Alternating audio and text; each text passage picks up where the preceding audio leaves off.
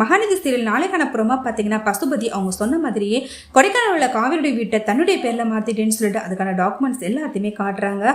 அதெல்லாம் பார்த்துட்டு காவேரி எல்லாரும் பயங்கரமாக ஷாக் ஆகி குமரன் காவேரி எல்லாருமே சேர்ந்து பசுபதியை அடிக்க முயற்சி பண்ணுறாங்க. பசுபதியை சிரிச்சுக்கிட்டோம், நீங்கள் என்ன பண்ணாலும் இதுக்கப்புறம் இந்த வீடு உங்கள் பேரில் கிடையாது, இது என்னுடைய பேரில் இருக்குது, முதல்ல இந்த வீட்டை விட்டு வெளில போங்கன்னு சொல்லிட்டு காவேரி திங்ஸ் எல்லாத்தையுமே தூக்கி வெளியில் விசிறி எரிஞ்சுறாங்க. அதெல்லாம் பார்த்துட்டு காவேரி குமரன் பயங்கரமாக வருத்தப்படுறாங்க. உங்ககிட்ட இருந்து இந்த வீட்டை நான் எப்படி வாங்குறேன்னு மட்டும் பாருன்னு சொல்லிட்டு காவேரி அவங்க கிட்ட சவால் விடுறாங்க. கோபத்தில் பசுபதி காவேரியை பிடிச்சி தள்ளிடுறாங்க. அப்போ காவேரி வயிற்றுல அடிபட்டுறது. அதை பார்த்துட்டு காவேரி ரொம்பவே துடிச்சு அழுகுறாங்க. அடுத்து காவேரியை ஹாஸ்பிட்டலில் செக்அப் கூட்டிட்டு போறாங்க.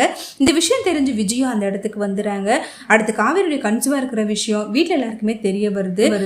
இந்த விஷயம் பசுபதிக்கு தெரிஞ்சு பயங்கரமா ஷாக் ஆகிறாங்க. நம்ம அந்த குழந்தைய மட்டும் அழிச்சிட்டுனா அதுக்கப்புறம் காவேரி வாழ்க்கை ஃபுல்லா அழுது துடிப்பா அப்படின்னு சொல்லிட்டு பசுபதி பயங்கரமா பிளான் பண்ணி காவேரி வயிற்றுல அந்த குழந்தைய அழிக்கிறதுக்காக முயற்சி பண்றாங்க.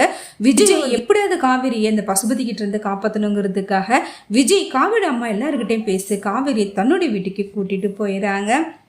அடுத்து ராகினி பிளான் பண்றாங்க காவேரி சாப்பிட்ற ஃபுட்டில் ஏதாவது பாய்சனை கலந்து கொடுத்துடலான்னு சொல்லிட்டு.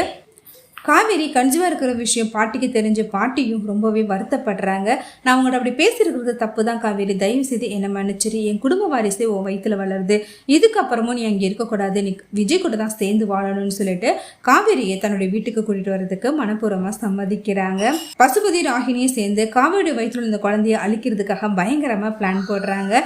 இதுல இருந்து காவேரி எப்படி தப்பிப்பாங்கன்னு சொல்லிட்டு இனி வரப்போற காலங்களை பார்க்கலாம்.